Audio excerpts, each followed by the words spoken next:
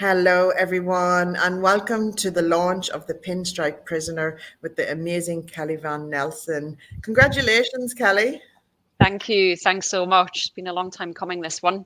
It has. We had a conversation about this book on the first time we ever spoke, and that was at remember that event in Perth up at Scarborough. Um, Yes. it Yeah, was the that West was. Coast Writers Festival, I think it was that one, a few years back You now. remember that? Remember that? And the book's come has journeyed a long way itself since then, hasn't it, Kelly? Do you want to tell us a little bit about the journey of writing this book? Yeah, I will. I'm going back 16 years when I first had the concept of this book, and my daughter was not even 1 years old. She's now nearly 17. So that's why it sticks in my head exactly the number of years. And we moved to South Africa when she was probably about 6 months to spend some time with family over there. And I was on maternity leave effectively, but I can never really sit still even when I'm on maternity leave. So I started writing, and we were living in South Africa, and there was a lot of inspiration from the setting there. I ended up, a friend of ours was a police officer in the area that we were living in, and I ended up asking, could I go into one of the prisons there to do some research? And he allowed me to. And it started from there, this sort of concept of prison life and how you could end up in there, and how things, one incident could end up in a very serious situation and change your life effectively forever. So the concept bubbled away from that time, really, and it's been evolving, and I don't know how many cuts of this book I've made, but it is finally out there. There it is there. Oh, it is. Isn't it gorgeous? I love it. Yeah, it is. It looks really cool. The cover's very different. Yeah, yeah, I love it. Love it, love it. Yeah. It is awesome, and it just like it's you do go to those topics like that's a worst nightmare scenario, but Yeah, still something that could very realistically happen for yeah. someone, and we just don't like going there. But you go there in the depths of your mind and bring us on the journey. But there's always you always bring some light into it as well, even though we go to Mm. the darkness, don't you, Kelly? Yeah, that's right. I definitely like to. I've always liked to write about the topics that are not necessarily taboo, but they're tough. They're tough concepts, tough Yeah. topics, and life in prison is one of those. But I do like to balance always these contrasts of good and bad, and light and dark, and the contrast in Africa. Actually, I played with that a lot around the political contrasts of poverty and rich. And yeah, I definitely try to bring some good sort of light at the end of the tunnel, and I've done that with this book. I won't give too much away, but Don't give it away. yeah, exactly. Yeah. It is that, and isn't it like we're launching your first novel here, whereas Yes. you have become well renowned for poetry, and yet Mm, poetry came so much further after this. You know what I mean? It's mm. and now you're releasing your novel into the world. What do you hope for this book? I hope for this book it will bring again conversation to topics that people don't tend to talk about. So there's a fair bit touching upon prison reform and on mental health, especially men's mental health, which again is a topic that's getting much needed airtime. So I hope it brings those conversations, but I hope it also brings resilience discussions as well around how you can overcome situations. I always tend to write about that. What happens if you're faced with a huge obstacle or a very unfortunate situation in life? And yeah, I definitely hope it gives people a little bit of inspiration that you can still overcome things and have a good pathway ahead despite the odds. I don't know what I hope. I hope it gets me back into writing fiction. You're right. I've had this topsy turvy sort of writing career. I started out writing the novel, and I wrote poetry to break the enormous, not monotony, but the enormous hard work that comes with writing a novel. And the poetry's come in creative little bursts, so they gave me relief. And I was still writing some things, but the poetry got published first, and that took on a life of its own. But this is bringing me back to fiction writing. I've been penning a second novel and have a concept for a third as well going. So I I hope for love my personal writing career gets me back into fiction a little bit more. Absolutely. And Kelly, you balance your working corporate life Mm, with the creativity, that's your outlet, it's your creative outlet. And writing fiction, I know myself because I've written fiction, it takes it takes a lot, it's a lot harder than poetry, isn't it? Because it it is. takes that Mm, focus, that building of a story and the characters and all of that kind of stuff.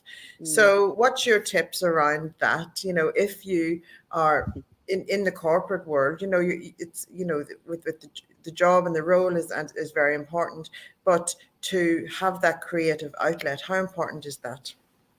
Yeah, it's all about balance, I think, and about allowing yourself to be authentic about the things you're passionate about and not giving up certain things. So, really holding yourself to account on the things you care about, whether it's, fitness, well-being, family. For me, there's the creative piece with writing, and it brings me balance when it's been, I do work full-time and some, and I travel a lot with the corporate job, but it brings, for me, it's, I've always written, I've always read, and it brings me balance in life. At the end of a tough day, no matter what's happened that day, I can go home and I can get the pen out and I can put pen to paper, and it's a real soothing piece for the mind for me. So I think you've just got to embrace whatever your passion point is. Don't give it up, no matter what, and carve out the time. And yeah, if you're wanting to write a novel, even if you're busy, put your bum in the chair, keep going. And I definitely did that with this novel. It had a few stop starts, and it was originally written in sort of a double point of view from male female. It's now written from first person male perspective, which is unusual. It's been written, I don't know, 4 or 5 times with some really strong mentoring from different people over the years who've really helped bring this book to life. But it's perseverance. I'm a big one for perseverance and, willpower and mindset. If you're determined to do something, you absolutely can, no matter what. Absolutely. I love it. And the journey of the publication of this book, you were edited and it Mm. was on so many publishers' tables, and so got out of the slush pile and got into considerations and all of those things. So that roller coaster of that and the Mm. waiting and all of that. And it's an interesting journey, isn't it, for an author? Yeah, it really is. I think it was 2016. I put the book, and at the time it was finished, but it was a very early, it was an early draft, or an early redraft, I would say, when I had moved from a double perspective to a single, male point of view. And I had rewritten it. I submitted it into a couple of competitions, the Exeter Novel competition and Yeovil, big competitions, literary competitions in the UK, and placed highly and got picked up by an agent. That was back in 2016. So this book is the one that got me the literary agent and really helped take the career off. But yeah, we're 2022 now, so that's 6 years ago of getting this book into shape.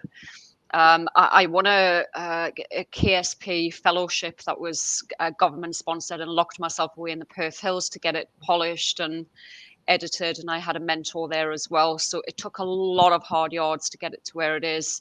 And I'm really thankful that you've published it, and it looks the way it does and it reads the way it does, and it's on the shelves today.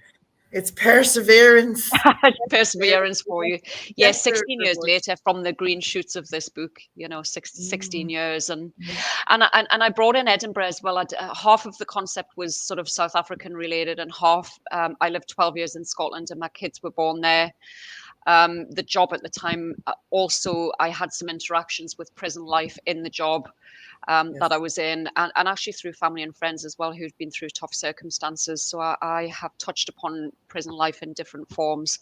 So the book is set in Edinburgh, set in the Cape of South Africa, and there's these Yes. two, again, very contrasting settings. I Mm. say the shadows of Table Mountain and the shadows of Edinburgh Castle, but two very different settings.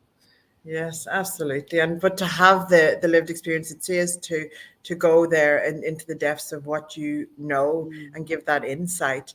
And what an amazing time for this book to come out, to have that conversation around male mental health, because mm. back when you started writing this novel, that it wasn't, men just didn't speak or whatever, and now that's starting to come, and the conversation is just so important.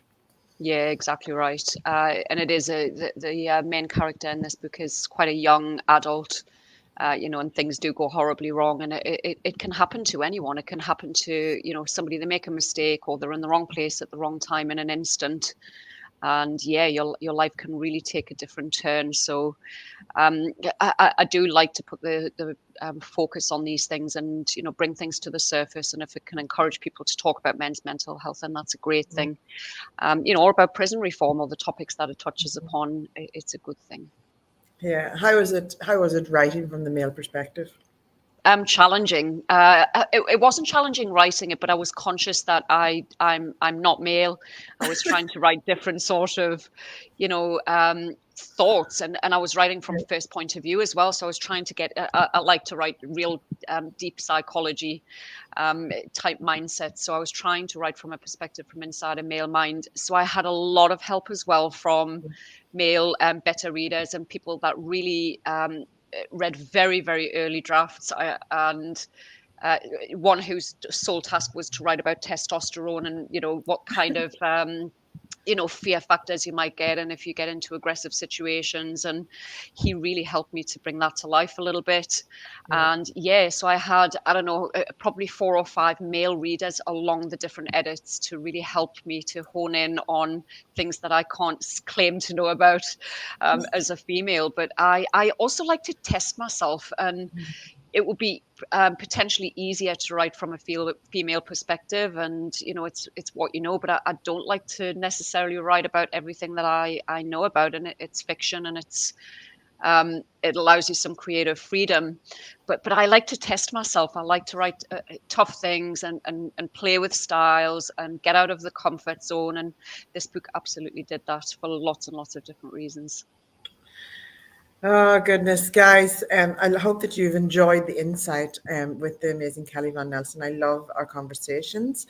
The book is available everywhere online. It's available in Australian bookstores. If you're a bookstore, stock it. It's with Paribo Distribution. We're going to be talking about this and hopefully be doing some podcasts and stuff. So watch out and support Kelly along the way to get this book out far and wide. Keep the conversation going. It's an amazing read. You bring us on a journey. You have this amazing voice as an author that you just honor, and thank you for sticking the pace to get this book out into the world, Kelly. Thank you for getting it on the shelves, Karen. It is everywhere. I was checking this morning. It's in all the bookstores. It's gone online in ebook and in print, and very exciting. Yeah, It's happy amazing. launch day. Yes, go get your copy. Take your selfie and send it to us, and we will happily post it. Send us your reviews, because one of the best things that you can do for any author is review. So thanks so much, everyone, for joining us. Go to serenitypress.org, grab your copy today. Thanks, Kelly. Thank you. Thanks, everyone.